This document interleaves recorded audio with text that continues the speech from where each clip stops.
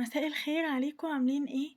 النهاردة بقى قلت اغير بقى شوية كده اعمل صبيت وسمك. انا عملته معاكم قبل كده، بس المرة دي بقى ايه كانت الطريقة مختلفة شوية صغيرين، يعني حتى طريقة الصبيت آليته كانت مختلفة شوية. بصوا هنا جبت صبيت ده كان نص كيلو. طلعوا معايا اتنين وده كان كيلو سمك. هقطع كده الجوانب بتاعت الصبيت عادي. السكينة كانت باردة وغيرتها. كانت هتشرشر معايا تقطيعة السبيط فمكانش هتنفع، كان هيطلع مش حلو. فجبت واحدة تانية حامية شوية، قطعت الجوانب بتاعة السبيط زي ما انتوا شايفين كده. معلش الفيديو نزل النهاردة متأخر، لأن أنا أساسا مسجلتش امبارح، فعشان كده سجلت ويادوبك منتجت ونزلت على طول الفيديو. بصوا بقى هنا قطعت بعد ما شلت الجوانب، قطعت السبيط نفسه صوابع كده زي البطاطس اهو زي ما انتوا شايفين كده. هقطع كمية السبيت اللي معايا كلها، وطبعا الرجول بتاعت السبيت والجوانب دي هقطعها حتت صغيرة عشان دي هحطها في طاجن السبيت. طبعا الطاجن طريقته النهاردة مختلفة، آلية السبيت نفسه مختلفة والسمك كمان. تمام. هنا هقطع بقى الجوانب كده كلها. هنا دي كانت حتة مش هينفع ان هي تتحط في الطاجن فشلتها رميتها. اهو انا هفصص بس الرجول كده من بعضها، مش عايزة الرجول ايه تبقى كلها كده حتة واحدة. طاجن الصبيط المرة دي كان طعمه حلو قوي قوي، احلى من كل مرة كمان. اهو بصوا، دي بقى كانت رجلين طويلة كده فقلت اقسمها اتنين. لا حول ولا قوة الا بالله. اهو بصوا بقى فصصت الرجول ازاي عن بعض،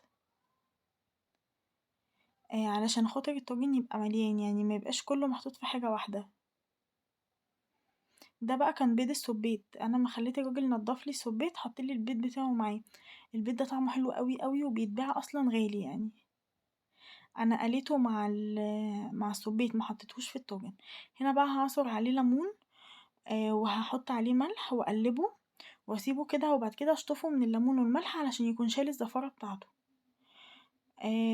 كنت بفتح ليمونة تانية هعصرها بقى على شرايح السبيت ديت برضه عشان تشيل الزفارة، واحط عليها ملح.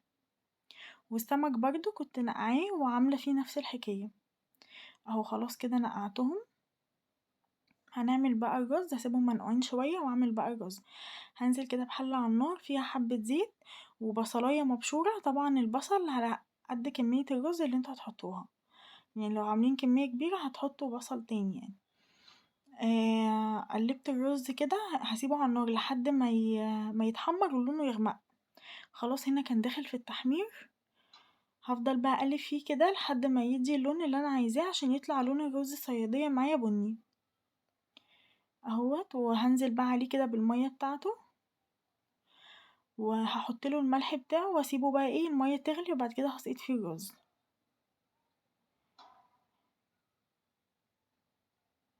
اهو حطيت الملح فيه، هقلب كده. بصوا بقى فيه تركية كده صغنونة هقولها لكم برضه في الرز، هتعجبكم قوي وهتدي للرز طعم وريحة جميلة يعني. اهو الرز كنت غسلته،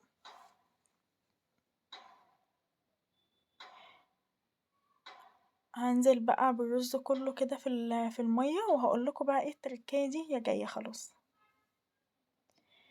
لا حول ولا قوة الا بالله. بصوا هنا ديت بقى كانت تتبيلة السمك اللي انا تبلت بيها، خدت منها نص معلقة وحطيتها في الرز. هتدي للرز ريحة وطعم تحفة لان هي فيها الثوم وفيها كل حاجة. هنا كان معايا بقى هريسة شطة، حطيت عليها معلقة توم، وحطيت عليها ملح وكمون، معلقتين كمون كده كبار. هعصر عليها نص ليمونة واحط شوية خل صغيرين، معلش في شادو كده بيجي على الشاشة بيغمقها، سامحوني من الكاميرا يعني. هنزل بقى عليها كده بنص ليمونة. وهحط عليها هنا، لأ سوري، أنا حطيت هنا ليمونة كاملة، كنت هحط نص وبعدين رجعت في كلامي وحطيت ليمونة يعني، وهنزل بقى عليها بحبة خل.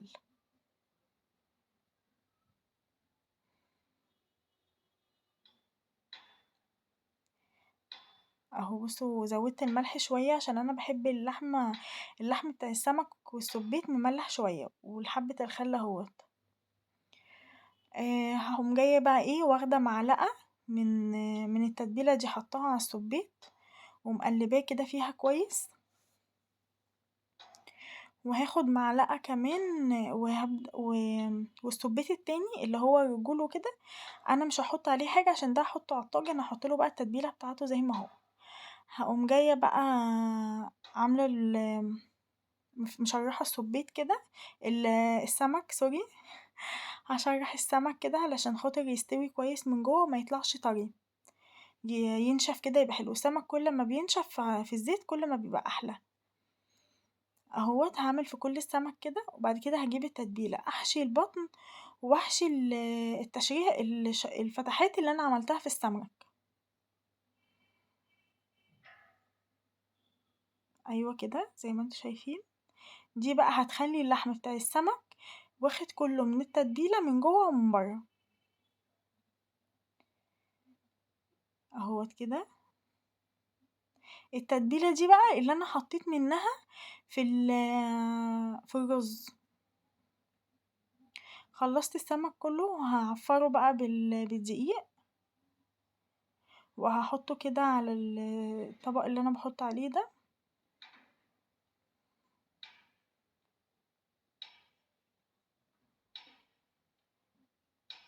سامحوني على فيها صوت خبط كده، بس ده مش من عندي والله، ده في الشارع بره. اهوت هعمل بقى كمية السمك كلها كده بالدقيق، وكمان هعمل السبيت هو كمان بالدقيق.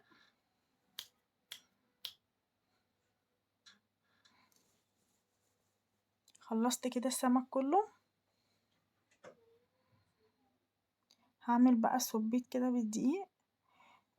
طبعا السبيت بقى ايه هحط كده كام واحدة كده مع بعض وهغرقهم بقى كده في الدقيق.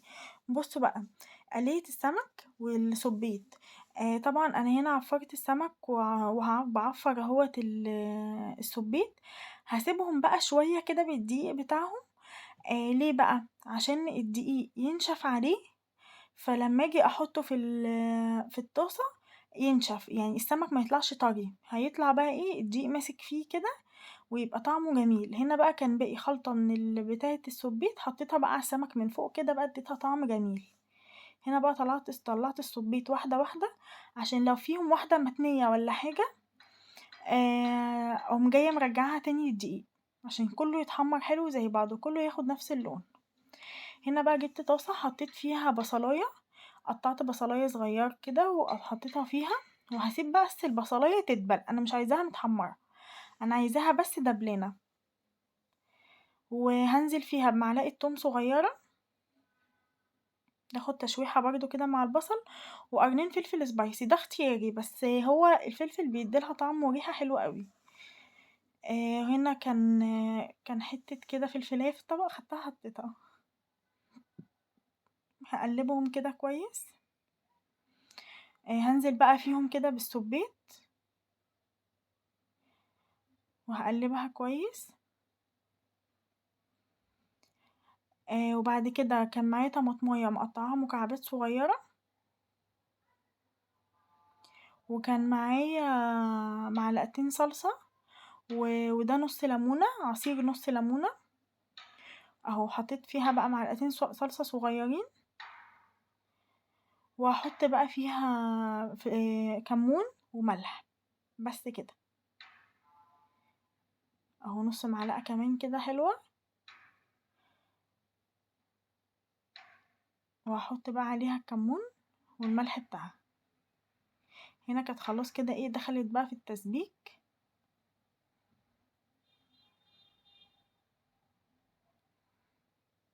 اهو، احط بقى معلقة كمون كده وتتقلب بقى كده حلو وتتساب ايه تاخد غلوة كده.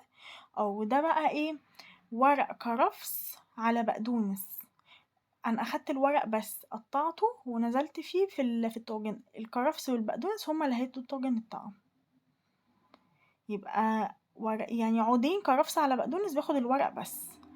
هقوم جاية بقى نازلة في الطاجن بالكمية بتاعت السبيت كلها